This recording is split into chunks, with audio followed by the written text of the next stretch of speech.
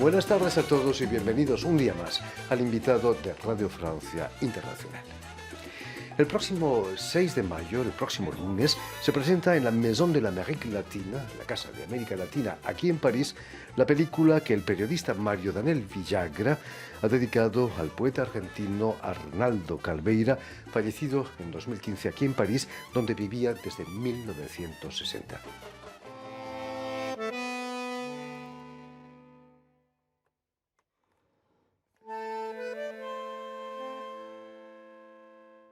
...20 de febrero de 1959... París, esta escalera... La pieza es cuadrada, inclinada... La calle pasa por debajo con una insistencia de persona equivocada o provinciana.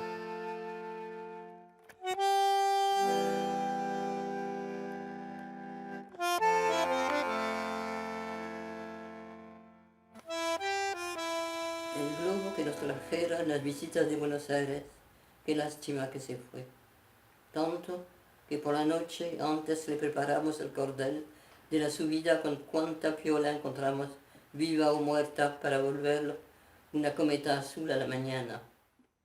Escribe en español, pero no es en español tampoco. Y precisamente para hablarnos de esta película y, por qué no, de su trayectoria como periodista y hombre de radio, Mario Daniel Villagra ha sido tan amable de venir a nuestros estudios. Buenas tardes, Mario. Buenas tardes, Jordi. Sobre todo, muchísimas gracias por haber hecho el esfuerzo de venir hasta nosotros. A ustedes. Permíteme que explique ante todo que has nacido en la ciudad de Villaguay, en la provincia de Argentina de Entre Ríos, una ciudad que ha sido marcada por el periodismo, ¿no? Es cierto que un carrero, ahí a finales del 19, que se llamaba Julio Modesto Gayar, lo matan porque transportaba una imprenta, un instrumento de libertad, por cierto. Resulta ser que iban a reabrir un diario en la ciudad de Villaguay, y este carrero, Modesto Gayar, tenía encargado traer desde la ciudad de Colón, en la costa del río Uruguay, esta imprenta hasta la ciudad de Villaguay, y en un camino de tierra fue interceptado por la policía y, bueno, fue tirado con imprenta y todo al agua, sería. Y es interesante, según cuentan los relatos, que al mismo tiempo se le encontró en el saco, en el bolsillo de su camisa, unos pendientes que traía de regalo para su esposa, que le había pedido ese encargue. Y bueno, una de las tantas historias trágicas de un país con mucha violencia institucionalizada, muchos golpes de Estado y mucha violencia policial. Tú mismo, Mario, vas a sufrir en propia carne un cierto tipo de censura. Cerraron el programa que realizabas allí en Radio Cualquiera, ¿no? Emisora en la que entraste ya en 2008. Entré por una columna de un programa, y luego ese programa dejó ese horario y nos ofrecieron hacer el programa. El programa creció, fuimos de una vez a la semana a hacer un programa central, en el horario central, el de 11 a 12, y después de ahí hacer un informativo que se reiteraba. Era una radio, vamos a decir, comunitaria, alternativa, y nuestro discurso y nuestras prácticas también lo era. Era una escuela, estábamos haciendo escuela porque muchos estudiantes, en ese momento yo era estudiante todavía de la licenciatura en Comunicación Social, decía que se acercaban a hacer sus columnas de deporte, de literatura, de música, de cine. En fin. El programa que tú conducías se llamaba Miseria de la Radiofonía. Miseria de la Radiofonía. ¿Cuáles eran esas miserias que sacabas a las ondas? Y la idea era jugar un poco con el libro, ¿no?, conocido de Marx, Miseria de la Filosofía, pero también era un poco un tono provocador, un punto de vista provocador, en tanto que en ese momento el nivel de la radio en Paraná, en la capital de la provincia de Entre Ríos, no era del mi agrado. Entonces Miseria de la Radiofonía era un poco provocar a partir del nombre la idea de que ahí iba a haber un contenido un poco fuera del normal o de lo políticamente correcto. Y creo que eso fue lo que finalmente nos sacó del aire, ¿no? Tener una agenda alternativa, comunitaria, y que marcaba una nueva, valga la redundancia, agenda en la realidad de la ciudad, de la provincia y del país. Mario, vas a estudiar, como nos decías, comunicación social.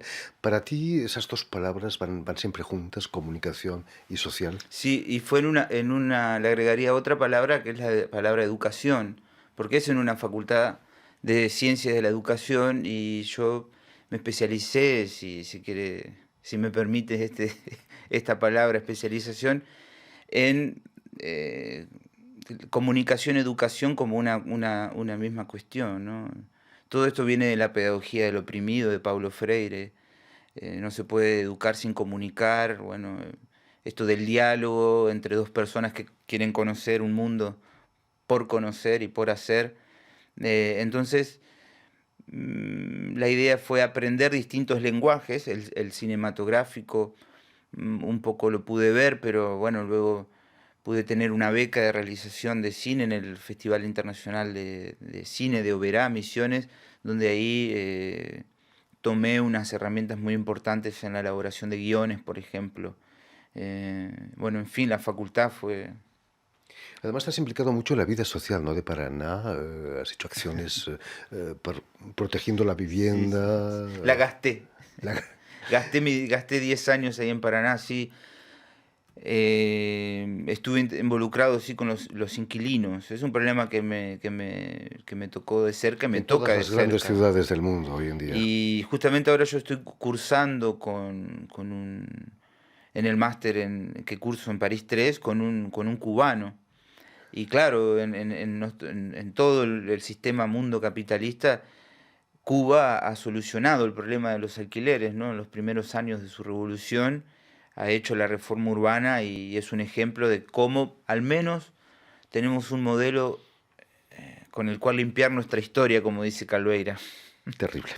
Volviendo precisamente a la película que estrenas este lunes en la Maison de l'Amérique Latina, ¿qué es lo que te interesó de un poeta como Arnaldo Calveira, que es de Entre Ríos, por cierto?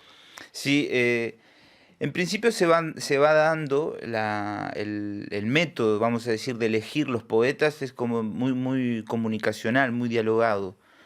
Nosotros, digo nosotros porque creamos una especie de productora que se llama Tandem, que es por la manera de producir. Hicimos un primer trabajo con Marta Samarripa, una poeta en pie, y con él abrimos una especie de serie, Su móvil, nuestro móvil, ¿no? Es decir, el móvil poético, la razón poética, ese es el mismo móvil que nos lleva a recorrer, y así llegamos a Miguel Ángel Federic, por ejemplo, otro de los poetas, que él me recomienda, si andas por París, no te olvides de Calveira, y bueno, estando de viaje, el primer libro que empecé a leer fue el diario francés, Vivir a través del cristal, que tenemos aquí. Y luego de eso, bueno, ahora tengo una biblioteca sola para él en mi pequeño departamento aquí en París. Es cierto que la idea de la película nació tras conocer a su hijo, al hijo de Arnaldo Calveira. Claro, nosotros estábamos conversando con Mariana Dicio, que es una profesora a la cual también entrevisté por su trabajo con Alejandra Pizarnik. Y en ese momento, en ese mismo bar, estaba tomando un café atrás, Beltrán Calveira, y se saludaron y me lo presentó. Él es Beltrán Calveira. Estaban hablando de mi padre, efectivamente, de dónde vienes, de Entre Ríos. Y el silencio fue y volvió a la mesa de la Rue Pascal, que es justamente donde vivió los últimos años y donde está su pieza de trabajo de Arnaldo Calveira. No es fácil ser hijo de escritor, ¿no? He leído que su padre lo despertaba muy temprano con el ruido de la máquina de Sí, escribir. sí, eso lo hermosamente lo trae Eva Calveira, su niña, su hija menor. Y sí, estaban rodeados también por otros escritores.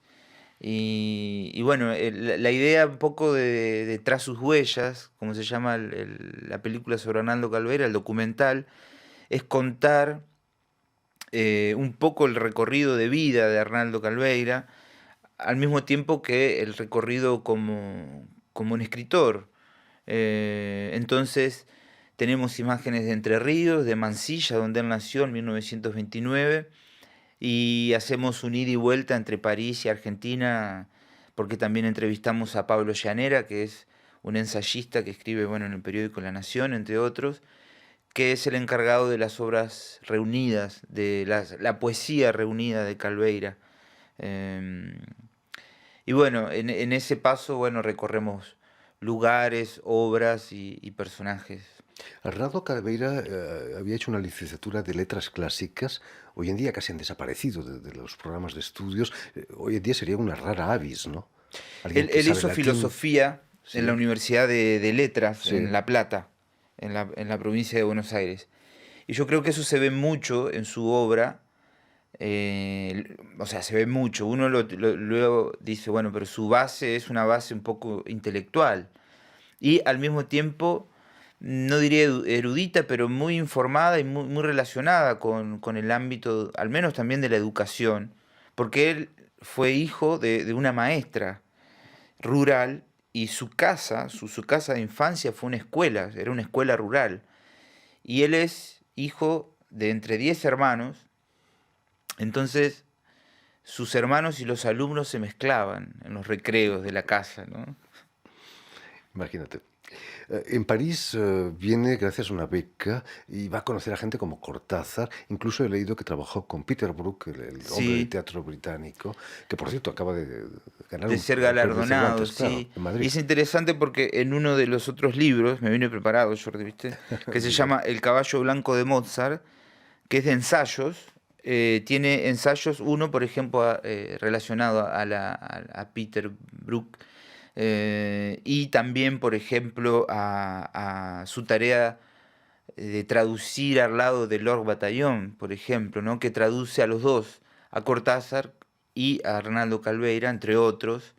Es decir, Calveira, como decíamos, esa formación ya desde su infancia y luego en la universidad hace que él sea un autor muy prolífero, es decir, ha escrito obras de teatro, novelas, ensayos, cuentos, en fin, es como una casa que tiene varias entradas, ¿no? Y curiosamente va a ser solamente a finales de los 80, cuando en Argentina empiezan a leerse las novelas, los libros de Calveira, Sí, ¿no? Y gracias a Juan Gelman, ¿no? Juan Gelman y según cuentan los relatos, Mangieri, que escribe El editor. el editor Mangieri, la edición Libros de Tierra Firme, creo que se llama.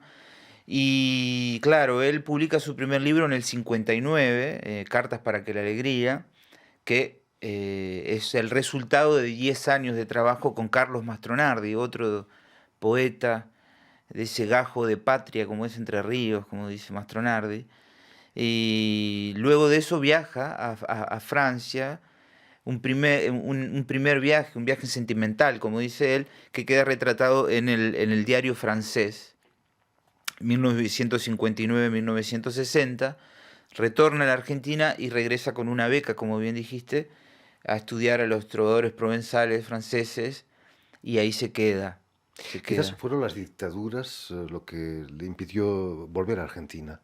Fueron las dictaduras y también fue un poco el proceso político del peronismo, que había que estar casi como afiliado, tener un carnet para trabajar, y eso no lo podía hacer, no estaba dentro de sus principios poéticos. De hecho, busca otros trabajos que él los poetiza, esos trabajos, vamos a decir, los lleva a un plano de la creación poética, y de ahí sale, por ejemplo, Diario del Fumigador de Guardia, que se traduce al francés también, ¿no? Y luego de esa primera obra del 59, él vuelve a publicar en Argentina en el 89, pero antes publica en el 83 su primera pieza en francés, traducida por Lord Batallón, que es Moctezuma, que es una obra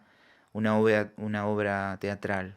Imagino que volvió, ¿no? A Argentina a pesar Ah, de vivir sí, aquí. volvió un par de Claro. veces, varias veces, y de hecho de la última vez que estuvo Calveira en Argentina, en este documental que vamos a pasar ahora, tenemos material fílmico de esa vez, gentileza de otro periodista y hacedor cultural, que es Ivo Betti, que nos cedió en parte ese material y pudimos completar esas huellas que encontramos aquí con esas huellas de allá.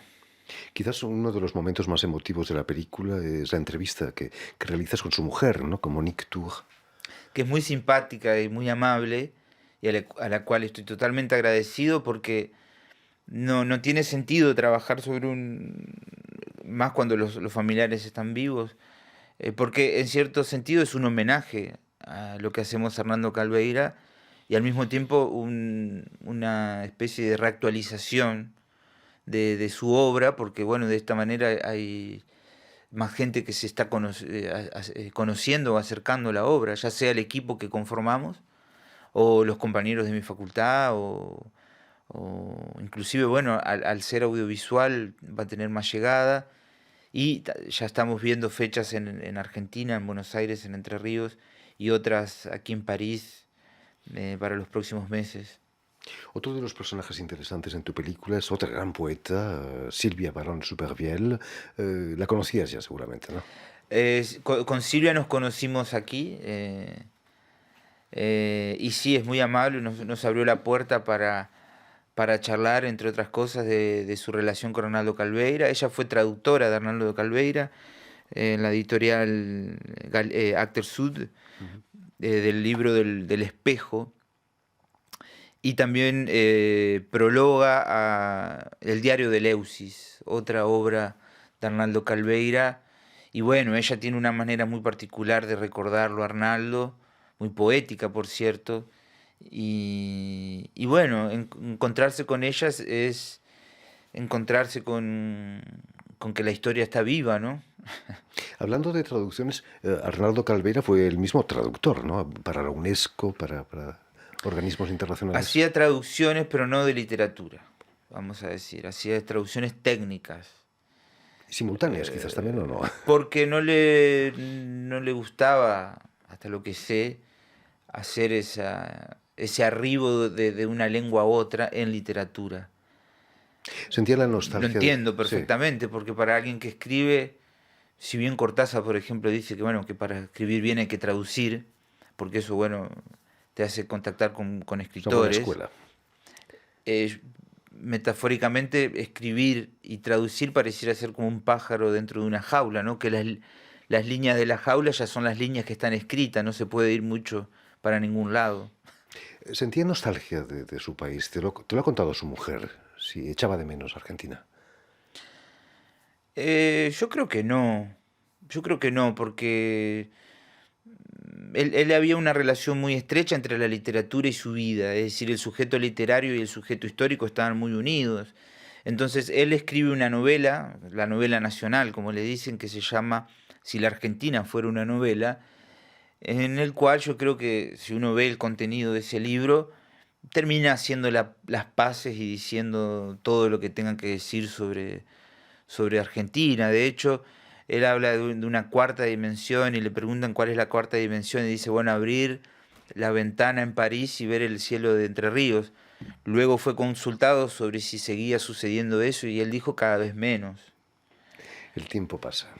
Y para nosotros. Para nosotros también, por supuesto. Pues ya lo saben, tienen una cita el lunes próximo, 6 de mayo, en la Maison de l'Amérique Latine, la Casa de América Latina, aquí en París, para el estreno de la película de Mario Daniel Villagra, Arnaldo Calveira, Tras sus huellas.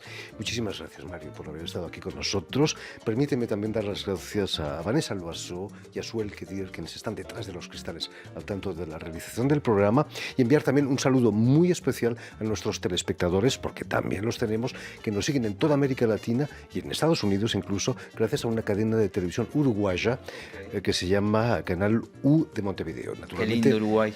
Naturalmente nos ven en Argentina, seguramente. Y a ustedes muchísimas gracias por su atención y les vamos a dar cita para una nueva edición de El Invitado de Radio Francia Internacional.